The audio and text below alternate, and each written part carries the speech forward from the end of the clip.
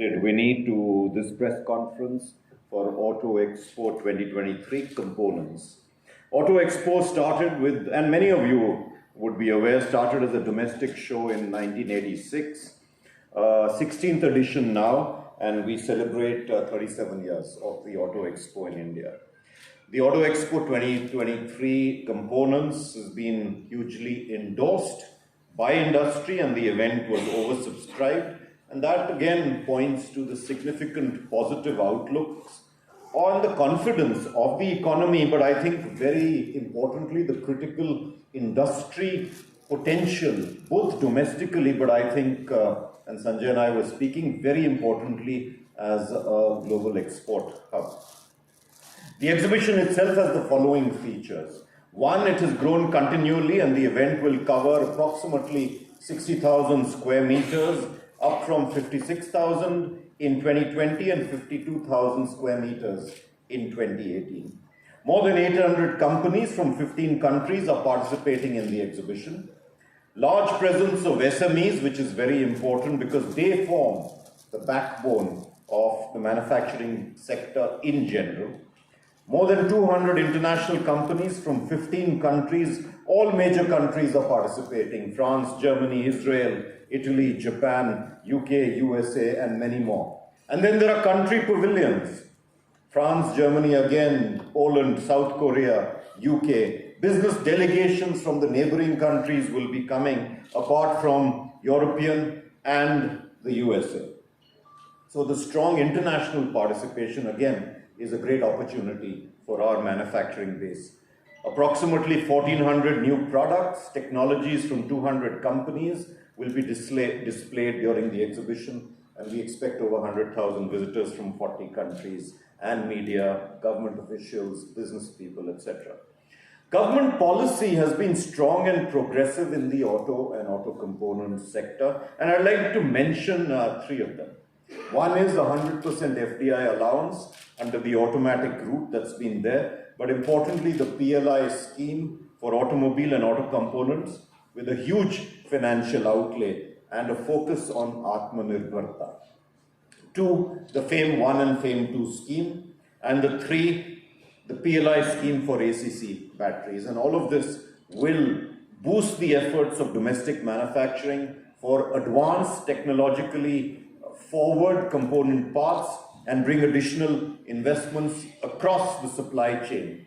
And increasingly, the presence of global OEMs in the Indian auto component industry has remarkably increased the localization of their components from our country, both within and for exports. I have 7 points for suggestion for the industry. This industry has built itself, and I'm talking of components specifically, has built itself as a formidable, globally competitive base over the last four decades. Contributes enormously to GDP, foreign exchange earnings, but very importantly to employment. And as the industry globally experiences tremendous disruption, it's imperative that the momentum and this base is sustained and not handed over to a neighboring country. The Indian auto and auto components should seize the opportunity and become the foremost global innovation and manufacturing hub. So 7 suggestions. 1, close calibrated collaboration amongst all stakeholders more than ever before. Government policy, makers and regulators, OEMs, component makers and tech companies. We have to see that increasingly disruptions will come from completely unrelated to the automotive industry. 2, invest significantly in technology, innovation and research. I was very happy when Sanjay mentioned that he's leading it, and we need to get more and more of our Indian OEMs at the forefront of cutting edge, but frugally. And frugally does not mean cheap. Frugally means more bang for the buck on materials, advanced materials and advanced processes. 3, build world-class products with a focus on aspirational design. Now this is for the OEMs, also for component makers. Design does not get the attention it deserves. It is important but suitable for the specific markets in which these are targeted. And I'm not talking of the local markets, everything should be globally oriented. 4, collaborate with entrepreneurs, including hand-holding and reskilling MSMEs. That's our job, that's our duty, to build a deep and local world-class, resilient and sustainable supply chain given the environment of geopolitical uncertainty. 5, support eco-entrepreneurs to develop cost-effective, cleaner and low-carbon technologies through various means. And that could be through hand-holding of capital, could be common infrastructure, could be testing, could be a variety of areas, but we have to reskill our MSMEs. 6, enable global suppliers to invest in India as a part of their global value chain and export out of India. And 7, sell the technology for automobile vision to young people to attract the very best talent and nurture them. This is a great opportunity. I don't think the auto and auto components industry should miss this. We must spend a lot of time in institutes of higher education and learning. I'm sure that the Auto Expo 2023 components will be an unparalleled platform for all stakeholders to come together, to meet, discuss and learn on the latest developments and innovation in this fast-growing disruptive sector. And with these words, let me again welcome you to Auto Expo 2023. Thank you for being with us. And I request now Vinny to make the presentation and then Sanjay after that. Thank you very much.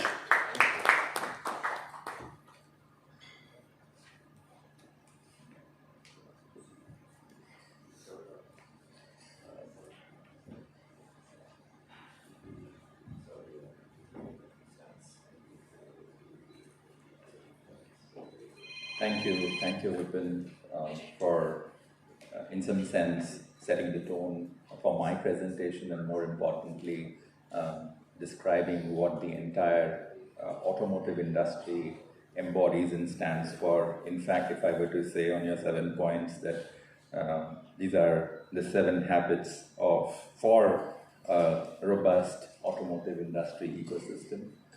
Can somebody help me with my presentation? Put it up.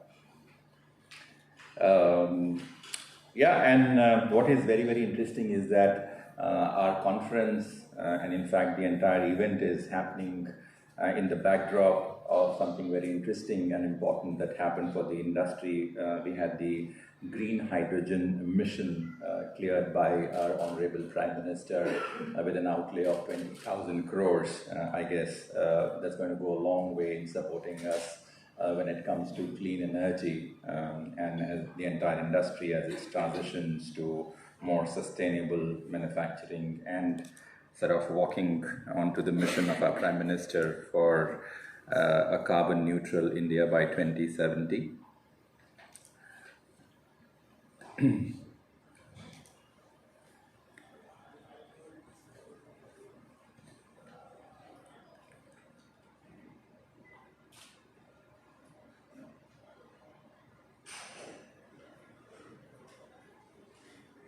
Long and winding value chain, and there are gaps and pauses, and I stand here.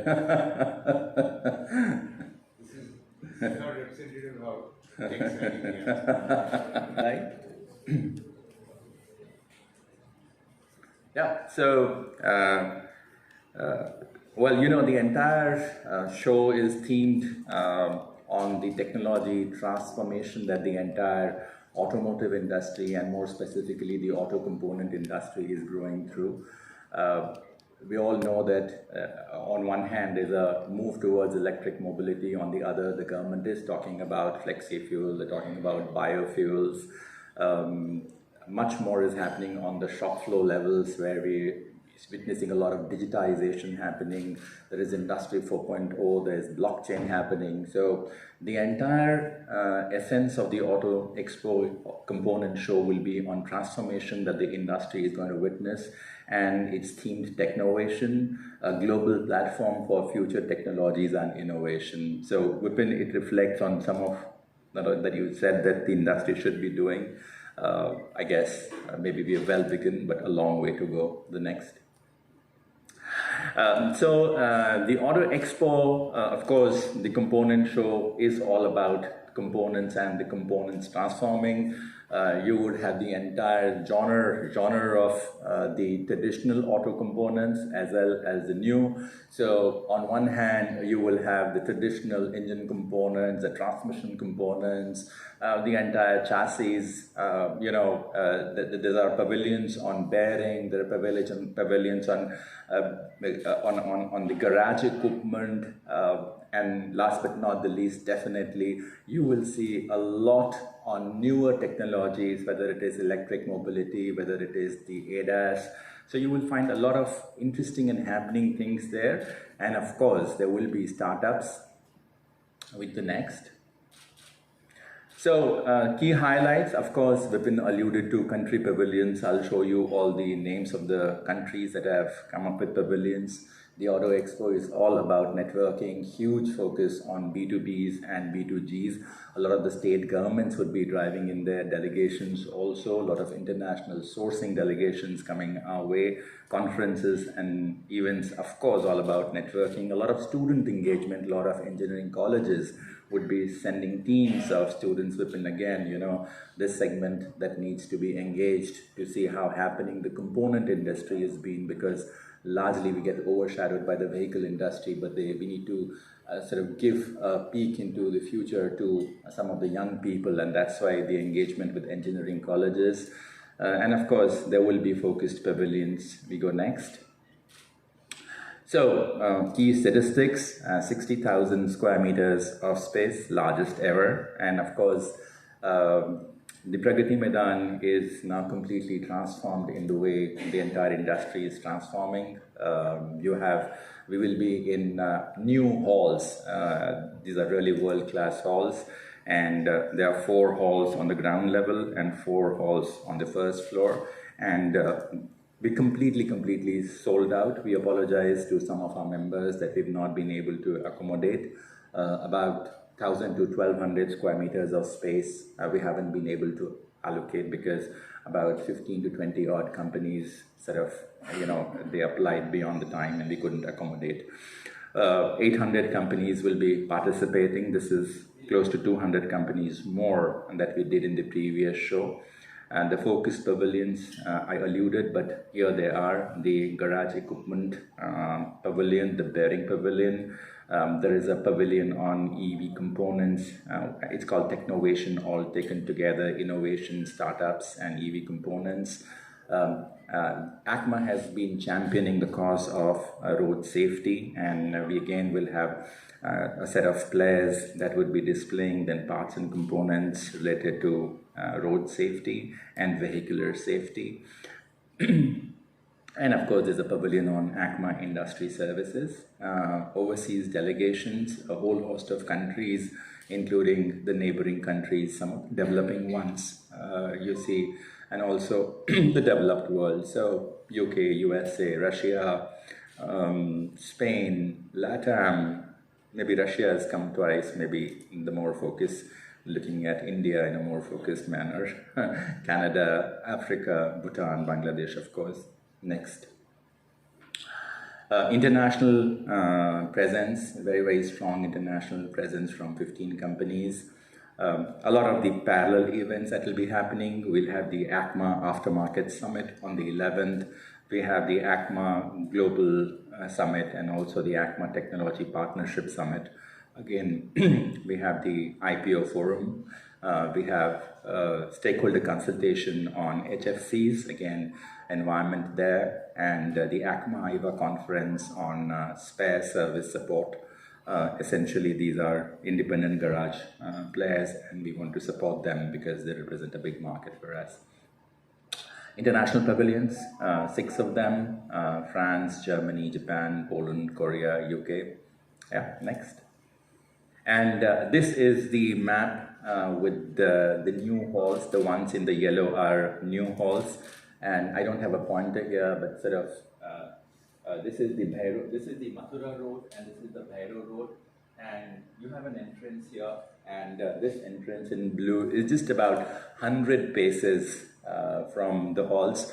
So earlier on, thinking about Pragati Maidan, my legs would go wobbly, but now it's sort of a very short walk, and hopefully it will be a comfortable one, keeping my fingers crossed. So this is where it would be.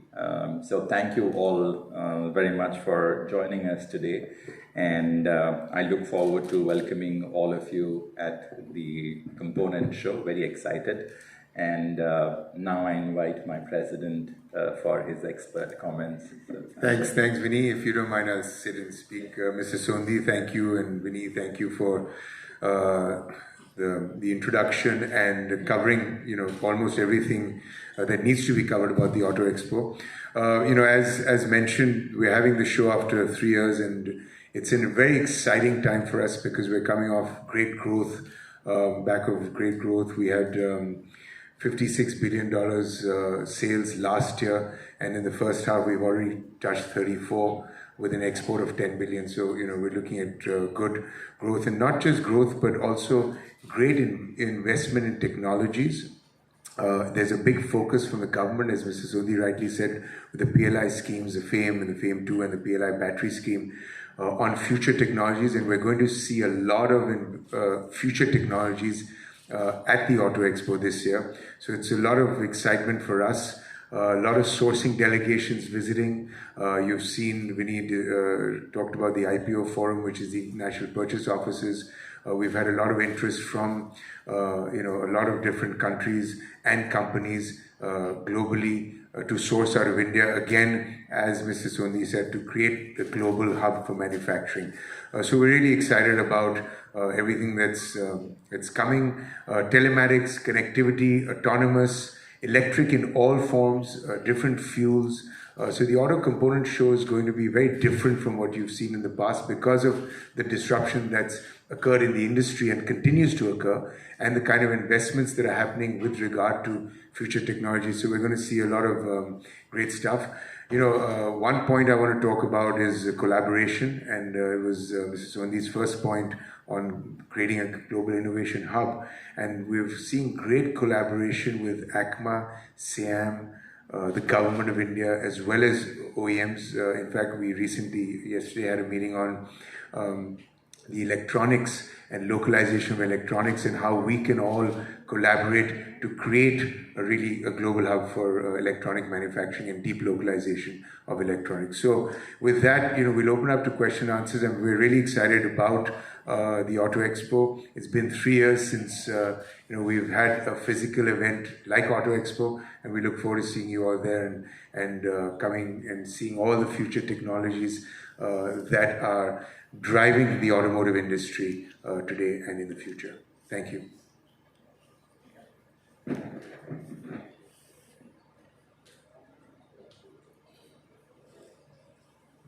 Thank you, Sanjay. We now open to question and answers. So, yes, please. Yes, Rajkumar, go ahead. Hi, just wanted to check, are there no participants from China this time around, and there is no mention about it? There are no participation from China this time, and I guess when we were we conceptualized the show, we made it open. The visas were not even open, so there's no Chinese participation. And just to recollect, in the last edition, how many participants from China was there? Unfortunately, there was none. If you recollect the last show, when the show was just about to begin, the pandemic was announced, and not a single company came in from China at that point in time as well. Yeah. So we had a China pavilion, but it was. Okay, and also one last question from my end. Yes. This is happening at a time when there is again a little bit of fear about rise of COVID cases, and particularly a couple of countries are in the list of people who needs to be tested at the international airports. So how concerned are you about this, and how might this have an impact on the show? So, we're following government regulations with testing, etc. And what we read so far is that this is a mild variant. So we're not concerned about the fact that the show won't happen. I think we may have a few visitors may drop out from Southeast Asia where testing is required, but I don't see that as a problem either because we've been accustomed to doing RT-PCR tests and traveling, so I don't really see that as a concern. And also, Vinny, just one last thing.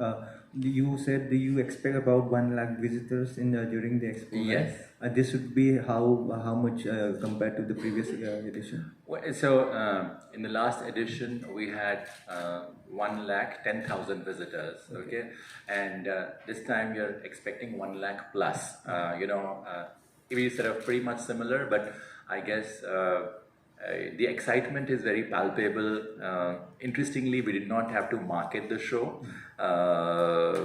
and the kind of queries that we are getting for registrations is enormous. So I'm very confident we'll surpass that 1,10,000 number as well. But as associations, we are always a little conservative. We always love to surprise you in the post-show report. Thanks. All the best. Yes, last. Hi, good morning. This is Nivedita from the Sunday Garden. I have 3 questions. How much investments has the automotive component space, seen in the last 1 year? What sort of investments, if there is a figure, are you looking at to come from the, in the Auto Expo? And thirdly, how do you look at the semiconductor, the chips situation? Do you think it's going to ease? And what would be your strategy going ahead? So I think it's difficult to say the quantum of investments because we're about 850 odd member companies, and the investment cycle or the capex cycle has kicked in. We're seeing a lot of investment go towards future technologies. And if you look at just if I take the example of the PLI scheme, we have 67 companies that are approved. And if you look at the minimum investment requirement over 5 years of 250 crores, so you're looking about the tune of 18,000 crores approximately of investment that will happen. And again, that is geared towards future technologies. There is this component of investment which goes into current capacity. And because the volumes have increased specifically in India in pass car and commercial vehicles, we're seeing that cycle kick in as well. And therefore, won't be able to put a quantum to it, but this investment cycle has kicked in. With regard to semiconductors, I'll begin and then Mrs. Zondi can sort of add on. We're seeing some ease in terms of supply. I can't say that it's completely eased out because I can't tell what will happen going forward. There is capacity that's been installed across the globe, and we will see more capacity. However, even the requirement for semiconductor chips is going to increase. So we were a buyer as in automotive industry, we were buying 7% of their output. We will probably go to 20% because the number of chips we use will also increase, and similar things will happen with other industries. So, again, it's a matter of really managing the capacity at the supply end as well as at our end. So, do you want to add anything? No, I think Sanjay's covered everything. It's just that during COVID, when there was this surge that took place primarily when work from home and technology, gadgetry was required, and Netflix kicked in. The suppliers, especially in Taiwan, etc., all switched to supplying for consumer electronics. It was also more remunerative. The thing is now changed, and capex was not built in. So now that capacity is now going to come on board. So Sanjay is absolutely right. It'll ease off, but there will be a rate at which it will ease off.